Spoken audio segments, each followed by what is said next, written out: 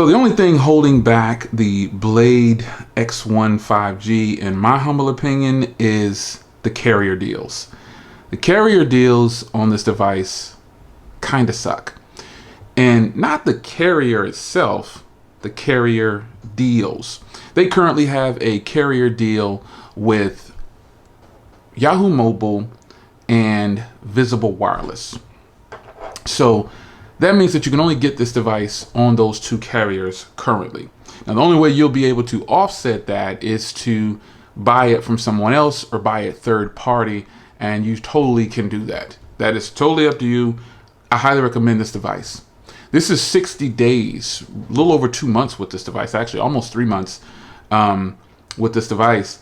And it's unfortunate that, such a good phone has been held back solely because of a carrier deal. And when I say held back, I don't mean like the device is a sucky device or anything like that. I just mean that I wish more people could experience this device and they would love it. That is what I mean. So I decided to show you just the performance on here because this device deserves to be shown when it comes to performance. Reason being is you're pretty much looking at the internals of the Pixel 4a 5G, the Pixel 4a roughly, well, the Pixel 4a 5G and the Pixel 5. So this is unfortunate that a device like this has those same internals and it gets no love because people don't know about it. Ultimately, if you don't know about something, you're probably not going to be interested in it or even give it a second look. So this phone has a Snapdragon 765G, and there's a lot of phones out there that have a 765G, and this is one of them. This also has 6 gigs of RAM, and I believe this has 128 gigs of storage as well. So those specs, if I didn't tell you anything, if I was having a Pixel conversation, you would think, okay, he's talking about the Pixel. But then if I were to say, hey, that's actually the ZTE device. ZTE, a lot of you guys will say, ZTE? They still make phones? I see a lot of people saying that. And yeah, they still make phones. And I'm not some pro advocate of ZTE devices. I just like good phones when I see them. All right, guys, come on. I know how to play this game. Come on, stop doing this to me. But I want to start here with a little bit of performance for you because ZTE brought out, this is like their Pixel answer. This is what I say. This is like their answer to Google, to everybody out there who brought out all these devices with Snapdragon 765Gs inside. And then, they got heavily promoted, but this device didn't really get promoted. And that's on ZTE. If they don't market well, I get it. You have to market your own device. But again, that carrier deal to me with Yahoo and Visible stopped this device. And some of you guys said, Jay, the device is unlocked if it's Visible. That may be so. But you still have to go through Visible in order to grab this device. And that is unfortunate. That is unfortunate. So I want to start by talking about, this is about 60 days, almost 3 months later with this beautiful device. So how's my hardware holding up? My hardware is holding up great, actually. As you can see here, it is, in fact, doing very well. The design of this device still can hold true to today. You got that new square camera bump back there with all the cameras and sensors and LED. Then you got a fingerprint reader, nice branding with Blade on there. It's nice. You got these little sloping edges that kind of cave in and stuff on the sides and the bottom. It's got a 6.5-inch 1080p display.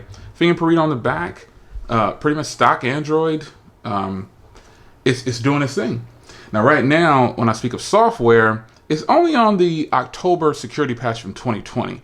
We're almost in June of 2021. However, there's something about that. I think a lot when they're selling these devices, honestly, if I'm being honest, this is no diss to ZTE. I wonder, depending on where they're placing the device, they'll determine whether or not they're even going to update it at all. They got a carrier deal because there has to be some agreement between the carrier and the OEM to do the software updates. So if a device is selling well and it's just selling, I'm pretty sure they say, well, let's just keep selling it. No one's complaining about software. Because if I'm being honest, people in the real world, day-to-day consumers don't care about software patches. They're not even thinking about software updates at all. They just want the phone to fly through the menu. They want it to, okay, see you, Grant. They want it to do well on their Twitter feed and in whatever other social media platform they're using, TikTok, Snapchat, YouTube, whatever they're doing, they want it to work. And this phone can do it because it's a stock Android featured device with 6 gigs of RAM and a Snapdragon 765G. That's incredible. For $360, that actually beats out the Pixel 4a 5G. Shout out to Team Pixel, because I'm Team Pixel, but reality is reality. That beats out the pricing with the same specs on the Pixel 4a 5G and the Pixel 5. When you think about this, go to any of your favorite websites and put this device next to those two devices. You're going to roughly see the same thing. But what you're going to see is probably better cameras on the Pixel coming along with that higher price. But you ask yourself, now remember, I am Team Pixel, but I'm also a fair and square type of guy. This device right here, big battery, stock Android, great cameras, great build. Internals are the same. What more do you want? Yeah. But you can't get your hands on it. See, that's where Google wins. If ZTE were to sell this device unlocked directly, you know what? I think it still wouldn't sell because of whatever tainted view a person might have. Or they might say, oh, ZTE doesn't update the devices. That's kind of the thing with some OEMs. People in the tech community hold things over the consumers and never let it go. But I don't disagree with you on some of these things. This phone right here is feature packed with a stock Android software layout. It's going to perform well with the 6 gigs of RAM. It's going to do well. It's got a beautiful screen. Let me load up something on the screen here. Let's see here. Let's go to my videos. All right, let's load up my truck, I guess. I'm back with another video. So finally I got a chance to wax the truck and really give it a good cleaning. So you got a single speaker down here, but if you're looking at this, it's good, man. It's good. Beautiful display. Let me crank the brightness up. Beautiful. Check your guy's device. One guy told me a while back to dilute it, and I think that's just been working great, man. I mean, it just works good. You got a beautiful screen, a nice, bright, vivid display. What more do you want? Now, like I said, if I'm being honest, we know what the holdback is. I've said it a bunch of times. No carrier deals will make any phone do well. That's just how it goes. Taking photos on this thing, taking video on this thing. Let's chop it up real quick, and I'll sit right here in the office and I'll take a couple photos of some devices or something I have on my desk, and then we'll come back and chat. Maybe I'll go outside and maybe I'll just take some updated photos. Let's get it.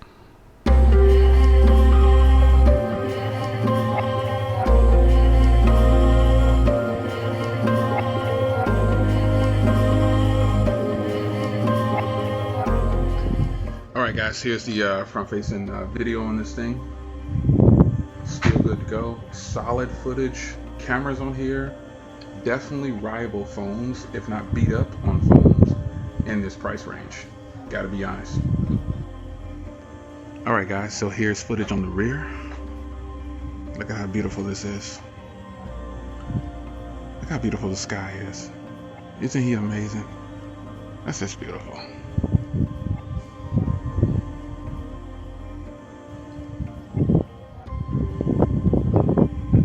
You love sitting out here or sitting out in your backyard or whatever, or just wherever you can get some peace and quiet, maybe 5, 6, 7 in the morning and just listen to the birds.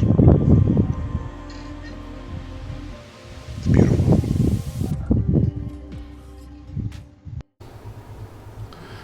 Definitely no need to go too deep into the cameras because, well, they're good. They've always been good, and I think you'll know that if you decide to pick this phone up, or you already have it. You know that these are really solid cameras and you can't deny it. You just can't deny it. Again, the last thing I want to talk about, the last two things I want to talk about is battery and price once again. Well, the price is $360. The price is $360 and you have to get it on Yahoo or Visible. Those are your only two options. So that's the only cons that I could find with this phone, honestly. As far as battery goes, this phone should last you all day into the next day. And depending on who you are, it might last you several days. I can get roughly a day and a half, 2 days when I'm really hammering it in. But when I don't use it daily, I mean, this is a real phone number and it's calls and things and texting down on here and social media. But when I don't use it regularly, like hammering it down and I'm using the other device, another device, it slams it, man. The battery can go standby for at least a week or two or more. I never really clocked it and like tested it, but I'm telling you, the battery is fantastic on here. So a regular use case for me could be between, if I'm going to measure screen on time, for the people who like to see screen on time, 6 to 9 hours of screen on time, possibly, depending on how you're using it, what apps you have, your network signal. A whole bunch goes into that. Okay, so before you ask about, I only get 6 out, 5 hours.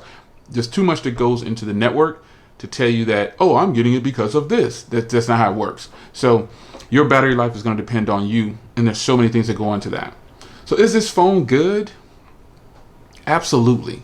Is it getting overlooked? Absolutely. Probably. There's a lot of people that probably just don't know about this device, period. They don't know about it because it's not on the major brand and major carriers. Now, not to say that Visible isn't a big known brand around, but most people some people don't even know what Visible is. I've promoted them a lot on this channel because they're a good company. Their service is great. I like it. Their plans are good. However, if they're not on T-Mobile, Verizon, or AT&T, let's just be honest, people probably don't know who they are. And that's the truth. So if you're wondering, yeah, I still use this phone. I still use it.